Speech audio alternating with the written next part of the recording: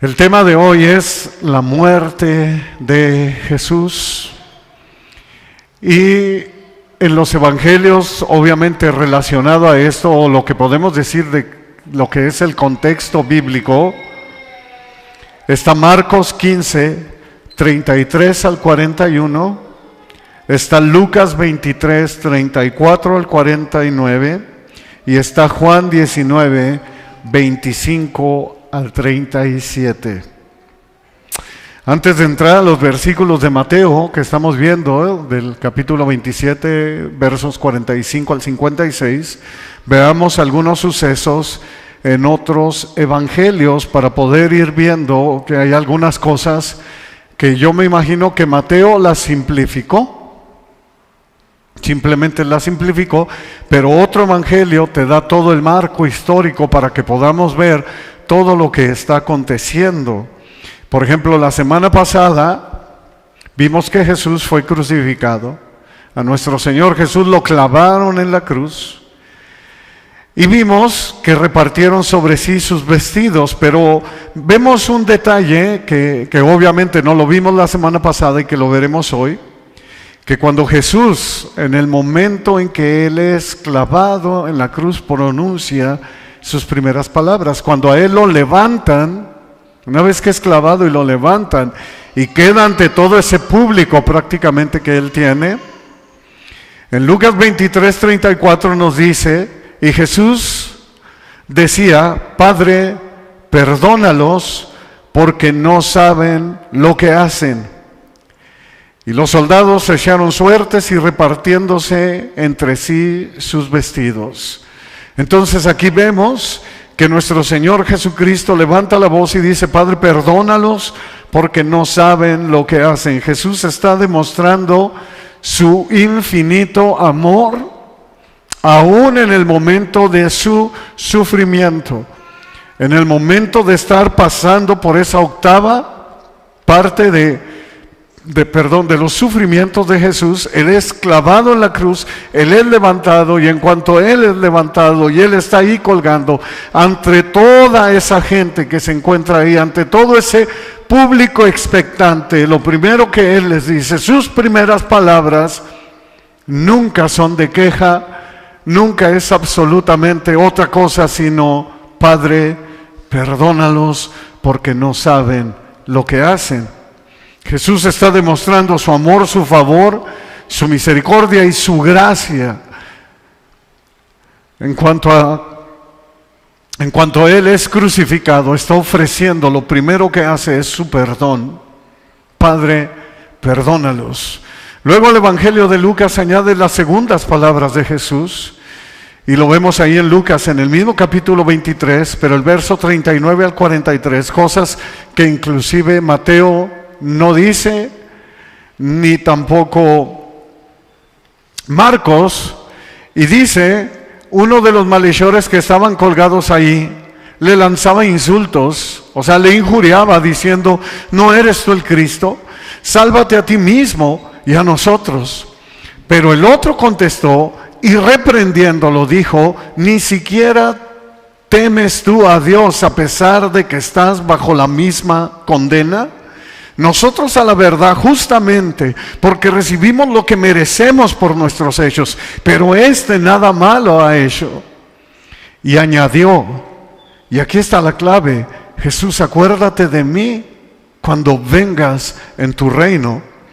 Entonces Jesús le dice y pronuncia sus segundas palabras ahí en la cruz, en verdad te digo, o de cierto te digo, en verdad te digo, hoy estarás conmigo en el paraíso. En verdad te digo que hoy estarás conmigo en el paraíso. Vaya promesa maravillosa de la gracia de Dios hasta el último momento de nuestras vidas. Vaya manera de demostrar una vez su amor, su misericordia, su favor y su gracia para nosotros una vez más. Le dice a este ladrón, de cierto te digo, cuando haya arrepentimiento, amados hermanos, Y cuando reconocemos a Jesús como Señor y Rey, cuando lo vemos a Él, lo grande y maravilloso que Él es, cuando vemos que Él es Dios, es entonces que recibimos esa gracia maravillosa de Dios. Ese creer lo produce el Espíritu Santo en nosotros. Jesús, acuérdate de mí, le dice, cuando vengas en tu reino. Qué importantes palabras antes de morir de este malhechor ahí en la cruz. Este malhechor lo está reconociendo como el Mesías prometido.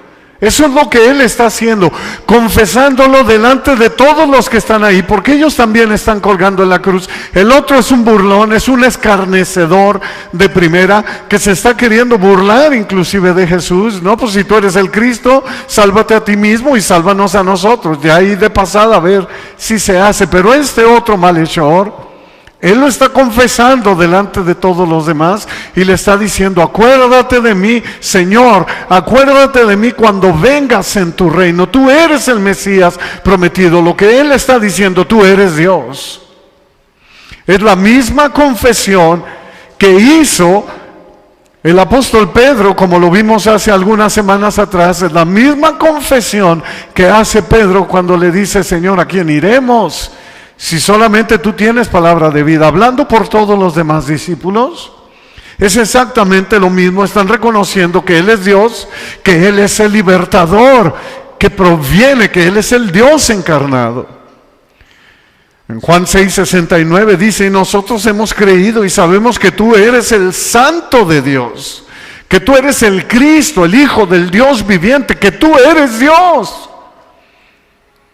Eso es lo mismo que está haciendo este malhechor en la cruz. Vamos ahora al Evangelio de Juan, con las terceras palabras de nuestro Señor Jesús. Vaya importante lo que la palabra nos está enseñando. Jesús, sus primeras palabras es perdónalos. Y sus segundas palabras es una palabra de promesa para todo aquel que cree, que no se va a perder y tendrá vida eterna. Hoy estarás conmigo en el paraíso. Dice Juan 19:25 al 27. Ahora estamos en el Evangelio de Juan. Todo esto está aconteciendo en ese lapso que Mateo no nos habla. Mateo se brinca todo esto. Y dice Juan 19:25, por eso los soldados hicieron esto, y junto a la cruz de Jesús estaban su madre y la hermana de su madre, ¿sí? Dice María, la mujer de Cleofas, y María Magdalena. Y cuando Jesús vio a su madre y al discípulo a quien él amaba, que estaba ahí cerca, dijo a su madre, mujer, he ahí tu hijo. Después dijo al discípulo, he ahí tu madre.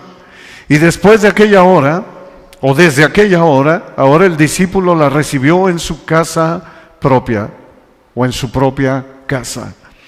Nuestro Señor encarga a su mamá, al discípulo que él amaba.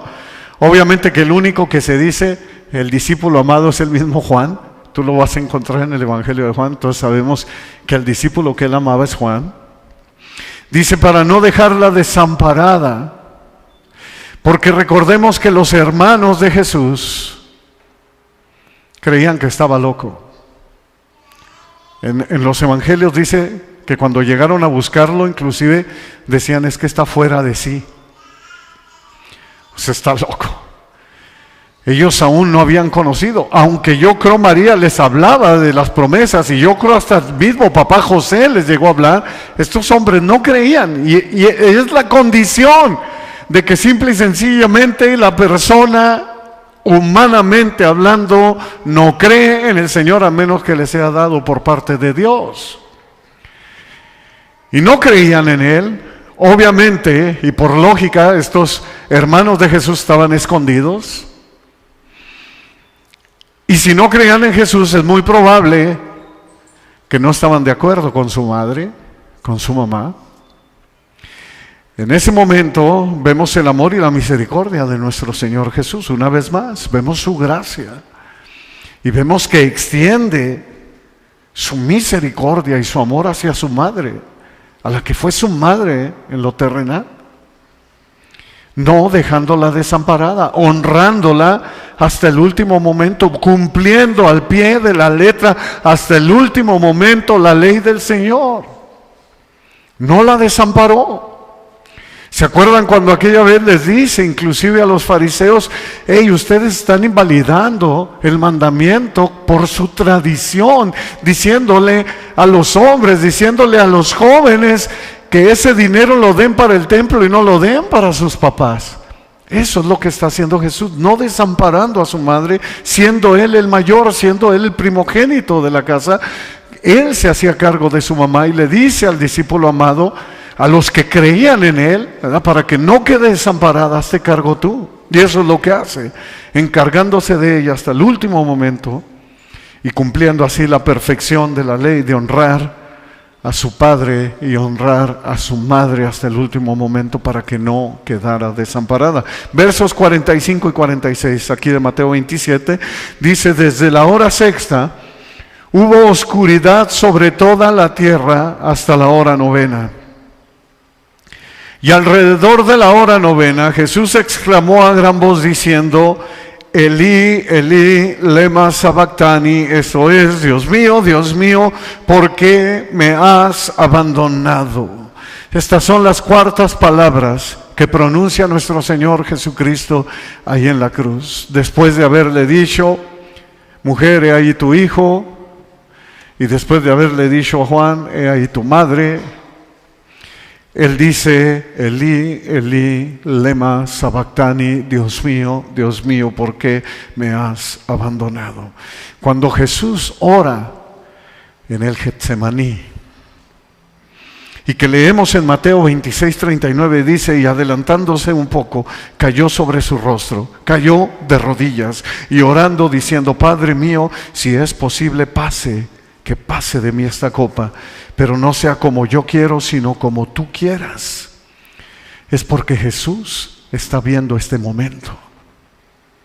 Jesús está viendo este momento de lo que acabamos de leer nosotros, porque es un momento y es un tormento el estar sin Dios y sin esperanza. Por eso nuestro Señor Jesucristo cae en esa presión que vemos en Lucas 22:44. Dice: y estando en agonía, oraba más intensamente, y era su sudor como grandes gotas de sangre que caían hasta la tierra. Porque Jesús estaba viendo esto, no su crucifixión. No, desde la hora sexta hubo oscuridad hasta la hora novena, 3 horas de oscuridad. El Hijo entregado por el Padre. El Hijo sacrificando el Padre sacrificando a su Hijo, entregando a su Hijo. El Hijo entregado por el Padre, Jesús cargando con el pecado de todos nosotros, de todos sus hijos. 3 horas de separación entre Jesús y el Padre, y eso Él no lo podía soportar. Para Él era mucho más fácil ser clavado en la cruz, haber recibido todos los insultos por ti y por mí, pero el separarse de su Padre por primera vez y por única vez,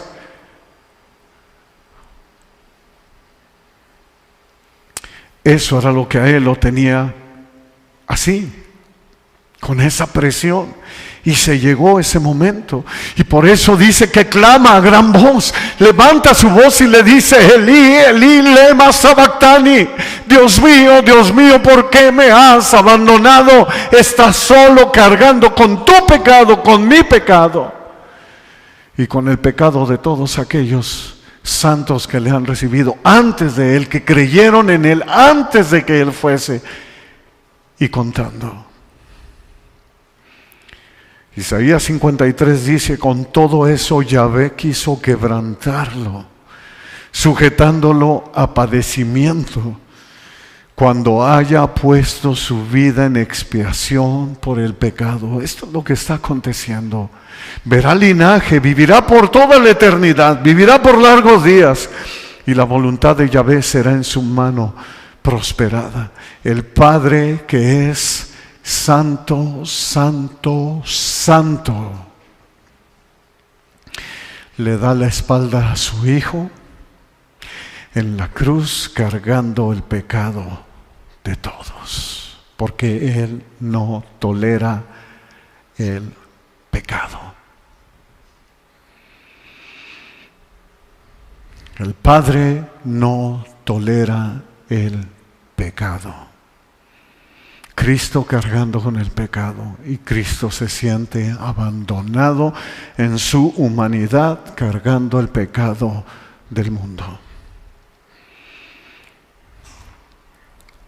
Primera de Pedro 2:24 nos dice: Él mismo llevó nuestros pecados en su cuerpo sobre la cruz, a fin de que muramos al pecado y vivamos a la justicia. Bendito sea Dios. Yo no sé si esto no te motiva a vivir para Él y a vivir en santidad para Él, no por nuestra salvación, sino por lo que Él ha hecho, en agradecimiento para Él. Vivimos para Él, nos deleitamos en Él, somos para Él, a fin de que muramos al pecado y vivamos a la justicia. Es por eso que Él llevó nuestro pecado, porque por sus heridas fueron ustedes sanados. Gracias, Señor. Por eso es el Cordero de Dios que quita el pecado del mundo. Así lo vio Juan el Bautista también. He aquí el Cordero de Dios que quita el pecado del mundo. Por eso la exclamación de nuestro Señor Jesús, ese clamor, porque dice que clamó a grande voz, se ha de haber oído enorme cuando Él afligido, que todo comenzó desde el Getsemaní, sintiendo esa presión de que voy a estar separado del Padre. Así deberíamos de ser tú y yo.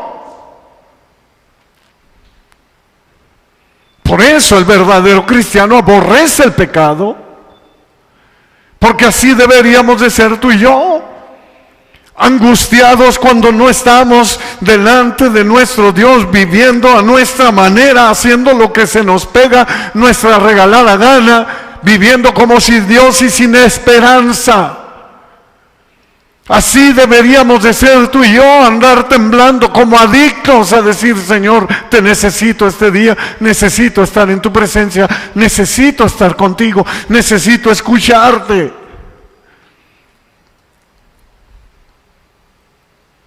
Ese es el ejemplo que Cristo nos está dejando aquí. Él clama a gran voz diciendo: Padre, ¿por qué me has abandonado? Dios mío, Dios mío, te necesito. Versos 47 al 49. Ahí de Mateo 27 dice: algunos de los que estaban ahí, al oírlo, decían: este llama a Elías. Y así es como se hacen los chismes, ¿verdad? Y dice: al instante uno de ellos corrió y tomando una esponja la empapó en vinagre y poniéndola en una caña le dio a beber. Pero los otros dijeron: deja, veamos si Elías lo viene a salvar.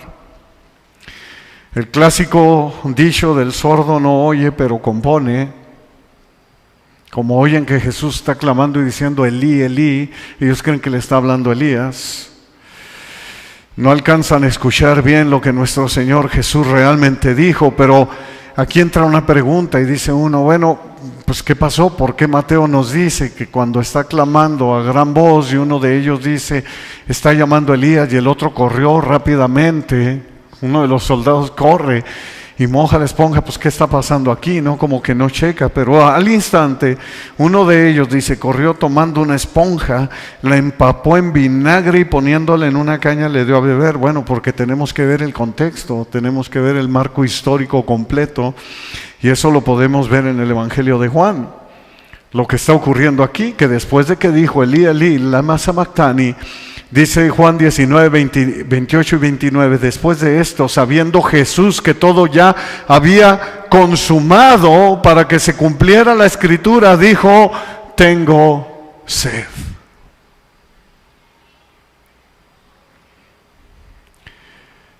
Y Jesús en este momento está hablando sus quintas palabras. Y había allí una vasija llena de vinagre, dice, y colocaron pues una esponja empapada del vinagre en una rama de hisopo y se la acercaron a la boca. Entonces aquí ya vemos el marco histórico de lo que está escribiendo precisamente Mateo. Después de que él clama, dice sus quintas palabras y dice, tengo sed, para que se cumpliera la escritura. Y no es tanto porque Jesús esté pensando y diciendo, para que se cumpla, pues voy a decir que tengo sed. No, es que así estaba escrito y así va a acontecer. Una vez más, hasta el último momento vemos que esto estaba escrito está. David nos dice en el Salmo 69, 21, y por comida me dieron hiel y para mi sed me dieron a beber vinagre, profetizando lo que iba a acontecer precisamente con Cristo. Y hay muchos salmos de David donde él profetiza lo que le iba a acontecer a Jesús. Una profecía más cumplida en la persona de nuestro Señor Jesucristo. Luego, una vez más, el Evangelio de Juan nos enseña algo que los otros evangelios no. Ahí en el 19:30. Entonces Jesús, cuando hubo tomado el vinagre, dijo, consumado es. E inclinando la cabeza, entregó el Espíritu. Estas son las sextas palabras de Jesús. Consumado es. Y era necesario que así fuese. Es una escena sumamente triste para su mamá, para María Magdalena, para María, la hermana de María, la madre de Jesús, y para la otra María, que era mamá de los hijos de Zebedeo, y para los amigos, algunos amigos de Jesús, no de sus discípulos. Ellos también estaban tristes, pero ellos estaban dispersos, excepto el amado, que él estaba ahí. Y podemos saber por qué es que él estaba ahí, porque sabemos que Juan tenía vara alta con Caifás. Él la llevaba bien con Caifás, como lo vimos ya hace algunos meses atrás, cuando todo empezó. Pero esto es lo importante y esto es lo que hay que resaltar. Cuando Cristo dice, tetelestai, consumado es, tetelestai, anunció que todo estaba cumplido en su totalidad. Consumado es. Proclamó su muerte tomando el lugar del pecador y diciendo, consumado es. Gálatas 4, 4 y 5 dice, pero cuando vino el cumplimiento del tiempo, Dios envió a su Hijo nacido de mujer y nacido bajo la ley, para redimir a los que estaban bajo la ley, a fin de que recibiéramos la adopción de hijo. Consumado es, tetelestai. Al nacer Jesús comenzó y trabajó, y todo lo que hizo precisamente fue para llegar a ese momento, a la cruz, al terminar su obra de una manera perfecta. Y ahí es donde está culminando, y él está diciendo, consumado es. Tetelestai. Comenzó como un niño nacido en un pesebre, prometido desde la eternidad por los mismos profetas del Antiguo Testamento. Fue clavado en una cruz en un lugar llamado Gólgota. Inclusive hasta los mismos griegos esperaban al Logos, aquel que sustentaba todas las cosas con la palabra de su poder. Fue clavado en la cruz, en este lugar que estamos viendo llamado el Gólgota, después de haber sido acusado de blasfemia ante el Sanedrín judío, acusado de ser un revolucionario ante las autoridades romanas, Era el Mesías anunciado por los profetas. Durante 30 años vivió en perfecta conformidad con la ley de Dios. No hizo pecado ni hubo engaño en su boca. Durante 3 años enseñó y solo hizo lo que el Padre le había ordenado que hiciera, ni más ni menos. Y en ese momento Él está diciendo: consumado es, tetelestai, culminé la obra, he terminado y lo hice, Padre. Juan 17:4 dice: yo te he glorificado, le dice nuestro Señor Jesucristo al Padre en la tierra. He acabado la obra que me diste que hiciera. Tetelestai. El Padre, el Hijo y el Espíritu Santo celebran una reunión para discutir la historia de la humanidad allá en la eternidad. Antes de la creación del mundo, la Trinidad pudo ver la caída de Adán y Eva y tuvieron la solución a la mano. Te tienes que sacrificar. Te tienes que sacrificar por la humanidad, por amor a nosotros. Por lo tanto, nuestro Señor Jesucristo se entregó a sí mismo como una ofrenda por el pecado nuestro. Y entonces está ahí en la cruz y Él dice: tetelestai, consumado es. Esta sola palabra, tetelestai, culmina todo, por lo cual tú y yo podemos entrar a su presencia.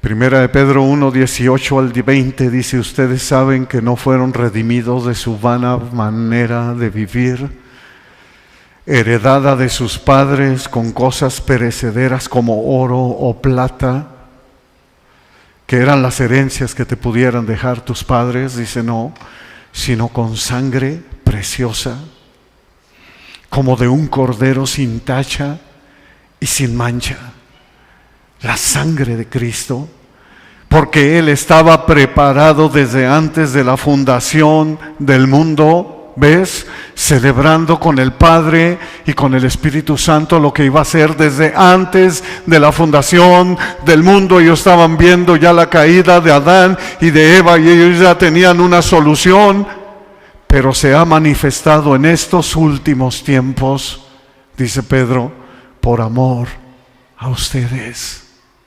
Tetelestai, consumado es. Lo logré, dice Jesús, lo hice, cumplí hasta el último momento. Por eso Mateo y Marcos nos dicen en el verso 50 del capítulo 27, dice: entonces Jesús, clamando otra vez a gran voz, exhaló el Espíritu. Tetelestai. Y murió en paz nuestro Señor. Fueron sus últimas palabras. Solo que antes de expirar o exhalar dijo unas últimas palabras que son las séptimas. Y las vemos en Lucas 23:46. Por eso dice que clamó una vez más a gran voz y dijo: Padre, en tus manos encomiendo mi espíritu. Y habiendo dicho esto, expiró.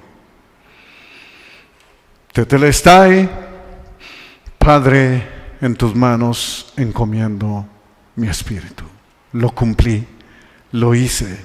Jesús culminó su obra allí en la cruz. A lo suyo vino y lo cumplió todo al pie de la letra. Jesús así lo quiso desde antes de la fundación del mundo, como nos dice el apóstol Pedro.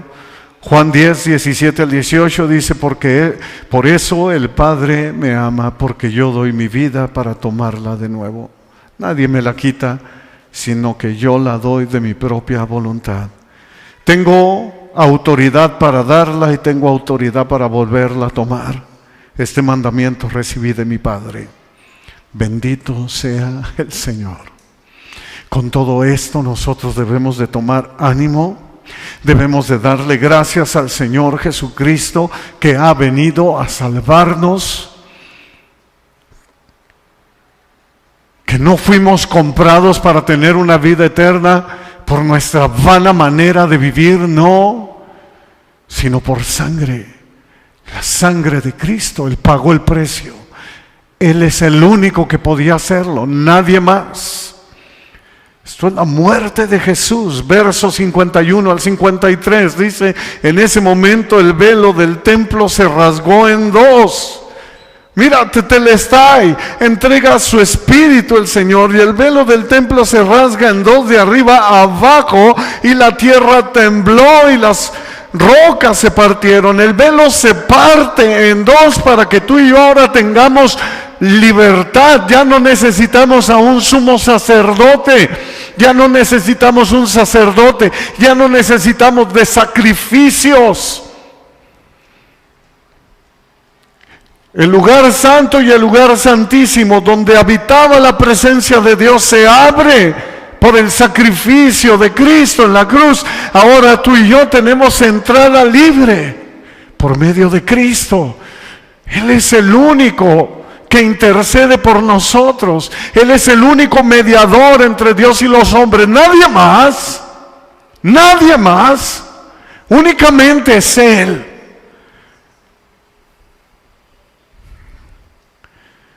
Y dice: y la tierra tembló y las rocas se partieron y los sepulcros se abrieron y los cuerpos de muchos santos que habían dormido resucitaron. Escucha, muchos santos, no de todos, muchos santos. Cuando habla de santos, son hombres que habían creído en Jesús. Y saliendo de los sepulcros después de la resurrección, y ahorita lo explicaremos, de Jesús, entraron en la santa ciudad y se aparecieron a muchos. Todo esto aconteció cuando Jesús murió. El velo del templo se rasgó, la tierra tembló, los cuerpos de muchos hombres resucitaron, de muchos santos, de creyentes, de discípulos tal vez de nuestro Señor que habían muerto. 4 eventos significativos: la oscuridad, el velo roto, el terremoto y los resucitados. La muerte de Jesús no pasó por desapercibida. Todos se dieron cuenta, todos notaron que algo estaba ocurriendo. Solo Mateo menciona este milagro de los resucitados. Estas personas es evidente que recibieron cuerpos glorificados. Lo importante de este suceso es la indicación profética: la muerte perdió su victoria en Cristo, garantizando la gloriosa resurrección tuya y mía. Eso es lo que está aconteciendo aquí proféticamente al momento de Cristo morir. Dice: les voy a enseñar lo que va a ocurrir, lo que viene. Primera de Corintios 15:54, pero cuando esto corruptible se haya vestido de incorrupción y esto mortal se haya vestido de inmortalidad, entonces se cumplirá la palabra que está escrita: sorbida en la muerte en victoria, devorada, dice la Nueva Biblia de las Américas, devorada ha sido la muerte en victoria. Literalmente del original griego así es como dice: devorada ha sido la muerte en victoria. ¿Dónde está, oh muerte, tu victoria? ¿Dónde, oh sepulcro, tu aguijón? Tetelestai, consumado está. Después de la resurrección de Jesús, entraron en la santa ciudad y se aparecieron a muchos. Así es como queda este milagro registrado para la gloria de Dios. No se manifestaron a los demás antes, porque Jesús tenía que resucitar primero como primicias, y después ellos fueron glorificados y se les aparecieron a los demás. Imagínate ver a tus papás o ver a alguien de los que se había salvado y verlo en ese momento con un cuerpo glorificado, y vámonos. No se habla más de este evento, lo cual quiere decir que fueron glorificados, fueron y se aparecieron como un testimonio, y vámonos, dijo el Señor. ¡Qué bendición! ¡Qué bendición! Y todo esto queda registrado, todo esto es registrado, inclusive en el libro de Josefo, uno de los historiadores que no era creyente, lo relata también.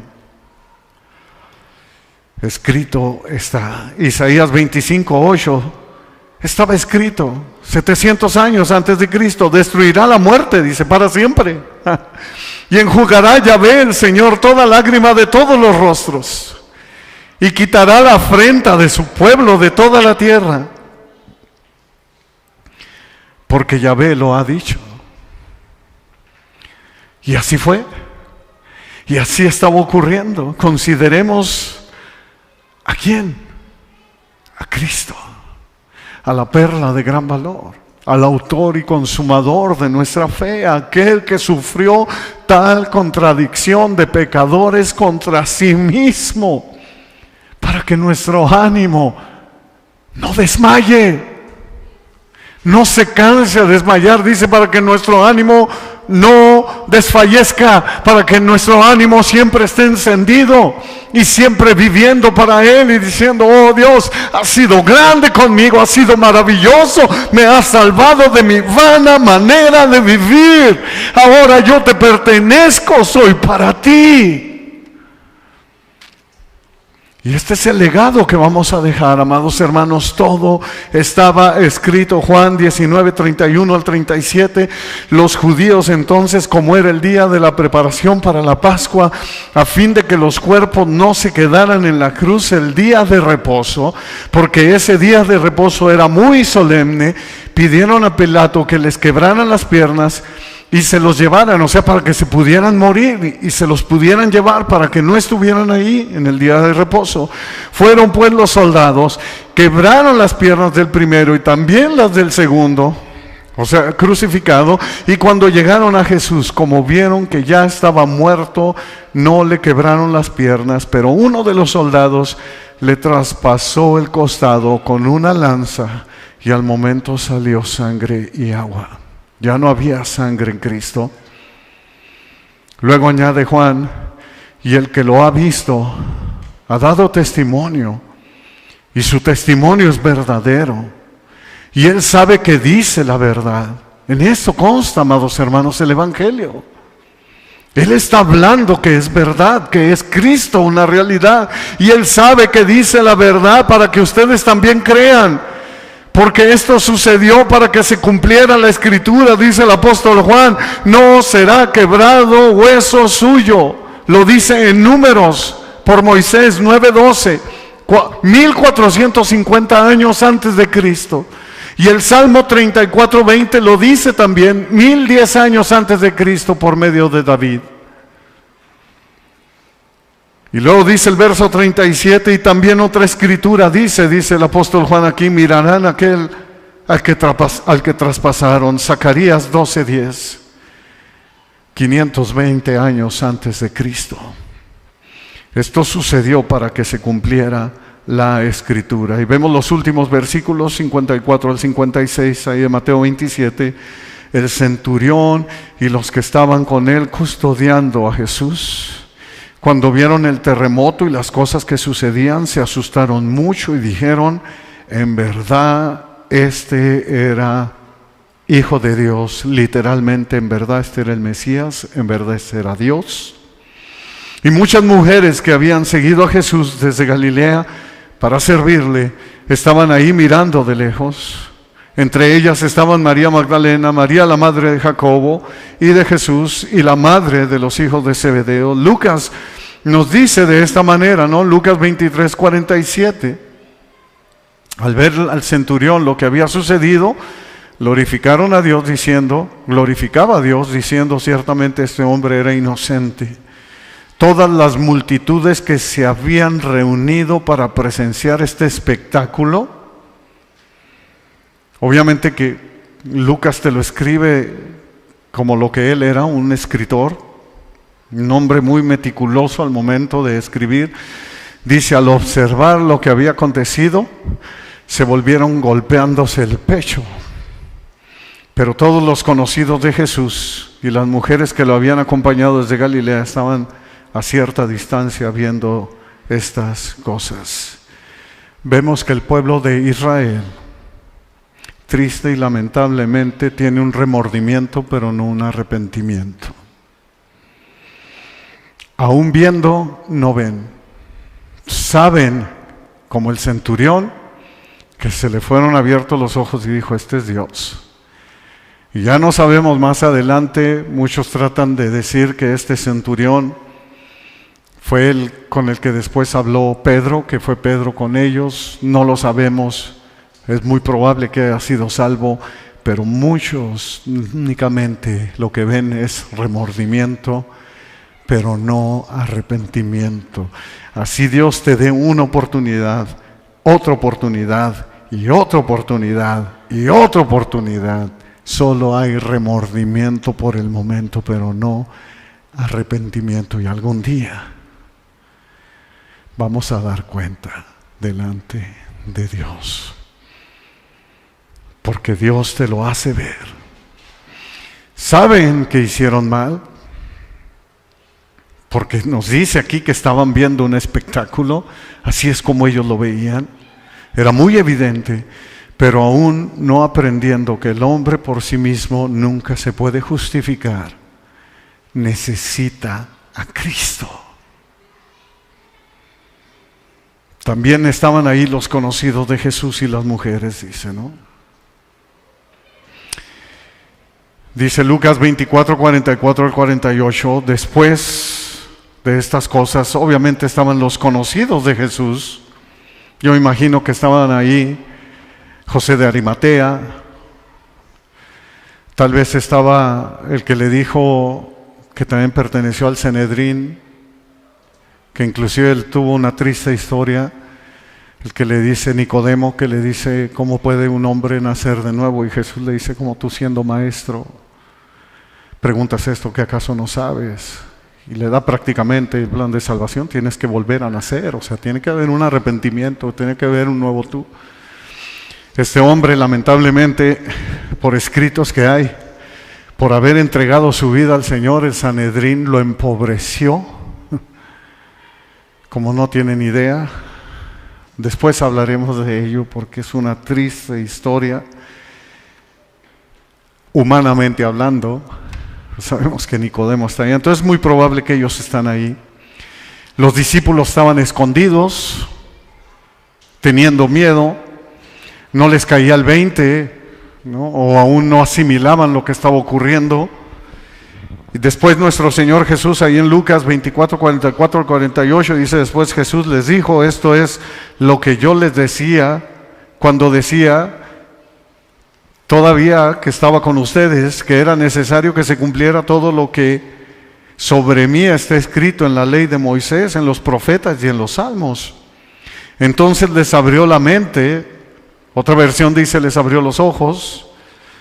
Al decir mente es porque es literal lo que el hebreo dice, para que se comprendieran las escrituras, y les dijo: así está escrito, que el Cristo padecerá y resucitará de entre los muertos al tercer día, y que en su nombre se predicará el arrepentimiento para el perdón de los pecados a todas las naciones, comenzando desde Jerusalén. Ustedes son testigos de estas cosas. Todo esto aconteció para salvarte, pero también aconteció para que venga arrepentimiento y para que nosotros demos de gracia lo que de gracia recibimos. Esto es lo que Cristo está diciendo, y esto es lo que veremos, si Dios nos lo permite, la próxima semana, ese triunfo glorioso que cayó sin querer queriendo, como decimos, para el domingo de resurrección, que es la próxima semana. La resurrección de nuestro Señor. Pero esto es la muerte de Jesús.